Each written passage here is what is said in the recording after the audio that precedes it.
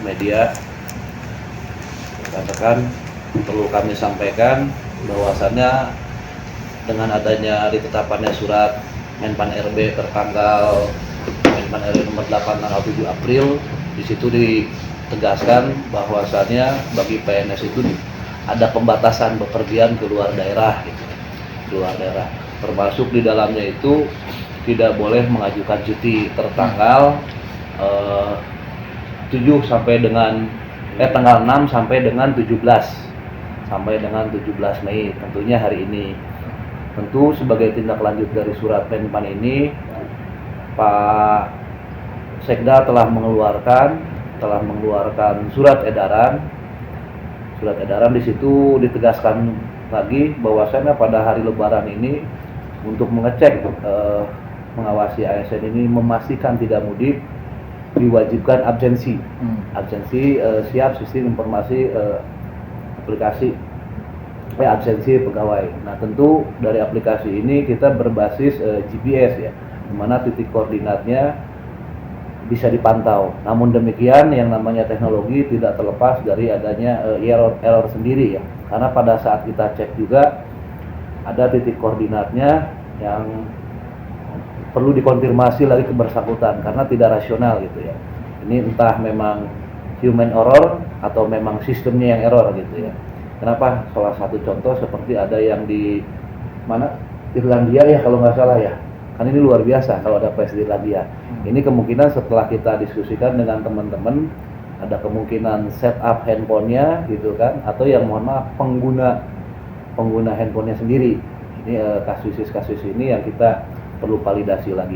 Sebagaimana disampaikan ya, penekanan Ibu Bupati sebelumnya bahwa secara tegas ASN ini memang dilarang mudik gitu ya. Dilarang mudik, tentu yang namanya itu ketentuan, ada yang melanggar ketentuan ada konsekuensinya. Bupati tentunya pada H+2 ya kalau nggak salah, H+2 hari Sabtu kemarin, tingkat kepatuhan ASN ini himbauan atau larangan tidak boleh mudik ini untuk hari Rabu ini mereka di kisaran 66%. Ini di hari pertama ya, kita kan sholat 1 Syawal itu hari Rabu, 66% ini tingkat kepatuhannya. Yang keduanya di hari Kamis itu ada peningkatan. Mungkin di hari pertama tentu suasananya ini ada yang lupa atau apa, tentunya ini ada peningkatan di hari kedua. Di hari Kamis ini ya, justru peningkatannya itu di hari Kamis ya. Mohon maaf, di hari Kamis itu pas hari raya ya, di pas hari raya, karena kita mewajibkan absen itu H-1, hari H dan H+1. Nah, H-1 mungkin masih rendah, ada di kisaran 86. Yang hari H-nya ini pada peningkatan 90% pada hari raya. Kenapa demikian? Karena dari kami pun menyebarkan informasi di kondisi tengah pandemi masih berlangsung seperti ini, kita mengadakan halal bihalal secara virtual. Nah, ini salah satu indikator yang menjadi peningkatan dari tingkat kepatuhan absensi. Terus yang keduanya sendiri, pada H+1 hari Jumat ini ada lagi peningkatan 91,4%. Ini tingkat kepatuhan larangan bahwa ASN ini tidak boleh mudik. Pun demikian ini kita konfirmasi lagi, dan sekarang di hari pertama justru ini perlu pengawasan, dan kita juga akan memonitor langsung, mendatangi ke OPD-nya. Kalau tadi pada saat H-3 ini ada beberapa OPD kita garis bawahi yang tingkat kepatuhannya tentu masih di bawah 50%, ada satu OPD ya. Itu secara kumulatif ada satu OPD yaitu Badan Penanggulangan Bencana Daerah ini 48,15%. Nah, ini yang 3 hari secara kumulatif. Nah, tentu sekarang di hari pertama kerja kita pun melaksanakan pengawasan di dalam segi absensi, bahwasannya secara kumulatif absensi sekarang itu di angka 88,4%. Nah, ini kisarannya. Tentu yang menjadi perhatian khusus ya di sini yang persentasenya masih rendah ya. Ada juga salah satu di bawah 50%, dan ini angkanya ya cukup fantastis ya.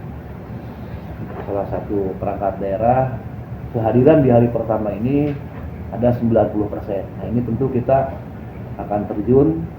Tim kebetulan di sini bersama rekan-rekan, ada sekretaris badan dan para kabin. Itu kita akan melaksanakan inspeksi ke perangkat-perangkat daerah yang tingkat kehadirannya rendah. Selanjutnya tentu dari tadi yang kita sampaikan ini sebelumnya sudah kita tekankan, setiap ini ada konsekuensinya. Konsekuensi dari sini yang tidak patuh kepada aturan akan ada sanksi. Kalau sanksi secara administratif sudah sangat jelas, Ibu Bupati tegas menyampaikan sesuai dengan ketentuan, di mana ketentuan ini PP 53 tahun 2010 tentang disiplin PNS. Di sini kita melihat bahwa sanksi ini ada 3 kategori, mulai dari ringan, sedang, dan berat. Namun demikian, dilihat lagi untuk kategori masuk ringan, sedang, berat ini tergantung kepada dampaknya. Dampak yang ditimbulkan terhadap perangkat daerah, pemerintah daerah, atau bahkan negara ya. Nah, ini klasifikasinya. Tentu kalau demikian ini masuk kategori rendah. Rendah itu bisa teguran tertulis. Terima kasih sudah nonton. Jangan lupa like, subscribe, dan share ya.